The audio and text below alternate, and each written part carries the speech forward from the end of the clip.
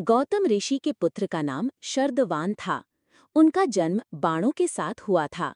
उन्हें वेदाभ्यास में जरा भी रुचि नहीं थी और धनुर्विद्या से उन्हें अत्यधिक लगाव था। वे धनुर्विद्या में इतने निपुण हो गए कि देवराज इंद्र उनसे भयभीत रहने लगे। इंद्र ने उन्हें साधना से डिगाने के लिए नामपदी नामक एक देवकन्या को उनके पास भेज दिया। उस देवकन्या के सौंदर्य के प्रभाव से कृप नामक बालक उत्पन्न हुआ और दूसरे भाग से कृपि नामक कन्या उत्पन्न हुई। कृप भी धनुर्विद्या में अपने पिता के समान ही पारंगत हुए। भीष्म जी ने इन्हीं कृप को पांडवों और कौरवों की शिक्षा दीक्षा के लिए नियुक्त किया और वे कृपाचार्य के नाम से विख्यात हुए।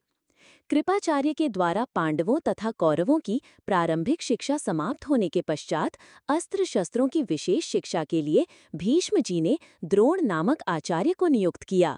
द्रोण के साथ प्रशत नामक राजा के पुत्र द्रुपद भी शिक्षा प्राप्त कर रहे थे तथा दोनों में प्रगाढ़ मैत्री हो गई।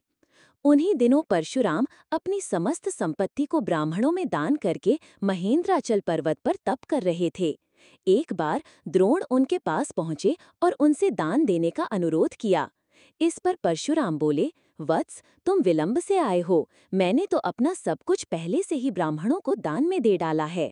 अब मेरे पास केवल अस्त्र शस्त्र ही शेष बचे हैं। तुम चाहो तो उन्हें दान में ले सकते हो। द्रोण यही तो चाहते थे, अतः उन्होंने कहा, हे गुरुदेव, आपके अस्त्र शस्त्र प्राप्त करके मुझे अत्यधिक प्रसन्नता होगी, किंतु आपको मुझे इन अस्त्र शस्त्रों की शिक्षा दीक्षा देनी होगी तथा विधि विधान भी बताना होगा। इस प्रकार परशुराम के शिष्य बनकर द्रोण अस्त्र शस्त्रादि सहित समस्त विद्याओं के अभूतपूर्व ज्ञाता हो गए। शिक्षा प्राप्त करने के पश्चात द्रोण का विवाह कृपाचार्य की बहन कृपि के साथ हो गया। कृपि से उनका एक पुत्र हुआ। उनके उस पुत्र के मुख से जन्म के समय अश्व की ध्वनि निकली, इसलिए उसका नाम अश्वत्थामा रखा गया। किसी प्रकार का राजाश्रय प्राप्त न होने के कारण द्रोण अपनी पत्नी कृपि तथा पुत्र अश्वत्थामा के साथ निर्धनता के साथ रह रहे थे। एक दिन उनका पुत्र अश्वत्थामा दूध पीने के लिए मचल उठा, किंतु अपनी निर्धनता के कारण द्रोण पुत्र के लिए गाय के दूध की व्यवस्था न कर सके। अकस्मात उन्हें अपने बाल्यकाल के मित्र राजा द्रुपद का स्मरण हो आया, जो कि पांचाल देश के नरेश बन चुके थे। द्रोण ने द्रुपद के पास जाकर कहा, मित्र, मैं तुम्हारा सहपाठी रह चुका हूँ। मुझे दूध के लिए एक गाय की आवश्यकता है और तुमसे सहायता प्राप्त करने की अभिलाषा लेकर मैं तुम्हारे पास आया हूँ।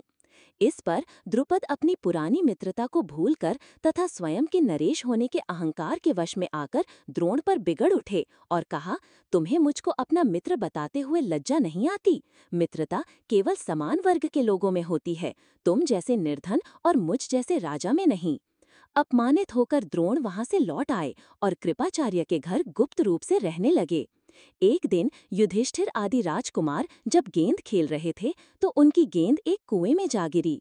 उधर से गुजरते हुए द्रोण से राजकुमारों ने गेंद को कुएं से निकालने लिए सहायता मांगी। द्रोण ने कहा, यदि तुम लोग मेरे तथा मेरे परिवार के लिए भोजन का प्रबंध करो तो मैं तुम्हारा गेंद निकाल दूंगा। युधिष्ठिर बोले, देव, यदि हमारे पितामह की अनुमति होगी तो आप सदा के लिए भोजन पा सकेंगे। द्रोणाचार्य ने तत्काल एक मुट्ठी सींख लेकर उसे मंत्र से अभिमंत्रित किया और एक सींख से गेंद को छेदा, फिर दूसरे सींख से गेंद में फंसे सींख को छेदा। इस प्रकार सींख से सींख को छेदते हुए गेंद को कुएं से निकाल दिया। इस अद्भुत प्रयोग के विषय में तथा द्रोण के समस्त विषयों में प्रकांड पंडित होने के विषय में ज्ञात होने पर भीष्म पितामह ने उन्हें राजकुमारों के उच्च शिक्षा के नियुक्त कर राजाश्रय में ले लिया और वे द्रोणाचार्य के नाम से विख्यात हुए।